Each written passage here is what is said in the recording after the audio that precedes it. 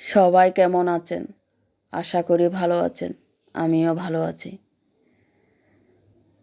পাপিয়ার শখের রান্না and blog চ্যানেলে আজ শেয়ার করছি চিকেন ফ্রাই। চিকেন আগে কেটে কুটে ছোটো করে কেটে নিয়েছি। চিকেন ম্যারিনেট করার জন্য আমি নিয়েছি লেবু, সামান্য পরিমাণ আদা রসুন, খুবই সামান্য জিরার গুঁড়া, সামান্য মরিচ, পরিমাণ মতন হলুদ আর একটু লবণ, সাথে নিয়েছি সরিষার তেল। সব কিছু দিয়ে ভালো করে ম্যারিনেট করে আধ ঘন্টার মতন আমি রেখে দেব। তাহলে আপনারা দেখতে থাকুন আমি কীভাবে ম্যারিনেট করি বা চিকেন ফ্রাই করি।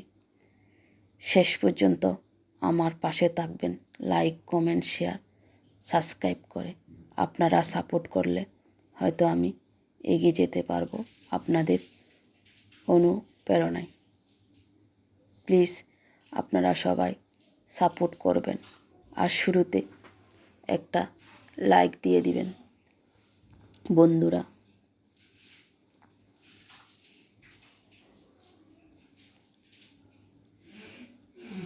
আলাদা করে আমি একটা পেস্ট তৈরি করব। পেস্টটা তৈরি করার জন্য লাগবে অল্প পরিমাণ আটা। আমি ওখানে কোনো বেসন দিব না, আর সামান্য একটু লবণ আর হলুদ দিয়ে জল দিয়ে ভালো করে পেস্টটা তৈরি করব।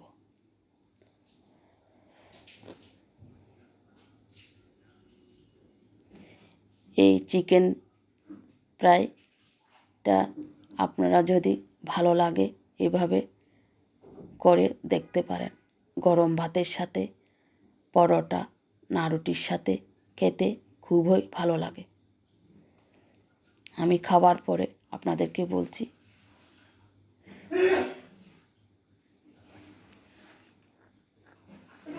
বাচ্চারা বা বয়স্করা সবাই খেতে পছন্দ করবে এভাবে করলে।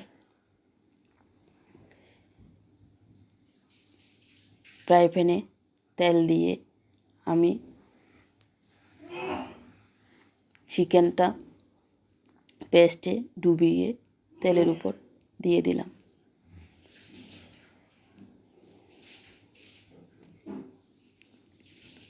আবারও বলছি, আপনারা যদি করতে চান এভাবে করে দেখবেন, খেতেও খুব ভালো হয়।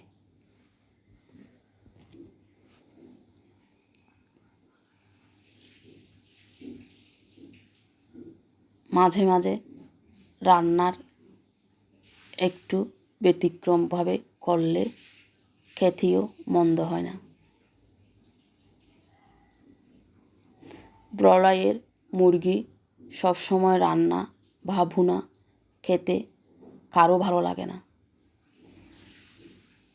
আমি এইভাবে মাঝে মাঝে করে বাচ্চাদেরকে করে খাওয়াই, ওরা পছন্দ করে, আমারও করতে ভালো লাগে এভাবে করলে।